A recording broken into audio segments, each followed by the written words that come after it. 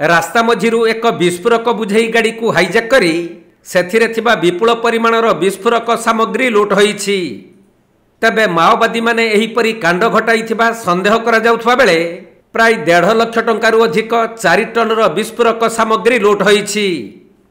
मिलिथिबा सूचना अनुसार सुंदरगढ़ जिला केबलांग थाना अंतर्गत बांक पथर खणी को बड़गाँरु एक गाड़ी रे विस्फोरक बुझेई होई आसुथिला। हेले खणी ठारू किछि दूर रे पाखापाखि 30 रु अधिक अज्ञात व्यक्ति माने गाड़ी को घेरी जाई हाइजैक करिबा सह गाड़ी भितरे थिबा विस्फोरक लुटि नैछंती। बांक पथर खणीटी झारखंड ओडिशा सीमांत रे थिबा बेले खणी कर्तृपक्षक ठारू खबर पाई पुलिस रो एक स्वतंत्र टीम प्रथमे एहार छानभिन आरंभ करिथिला। एहा परे पुलिस और सीआरपीएफ टीम सरंडा जंगल रे कुंभी ऑपरेशन करी जंगलर आभ्यंतरणरू विस्फोरक बुझेई गाड़ीर संधान पाइथिले। सेपटे केबलांग थाना अंतर्गत जंगल मानकरे किछि दिन धरी माओ विरोधी ऑपरेशन जारी रहिछि। तेणु माओवादी माने ही गाड़ी को लुटि नहीं थाई पारंती बोली संदेह करा जाउछि।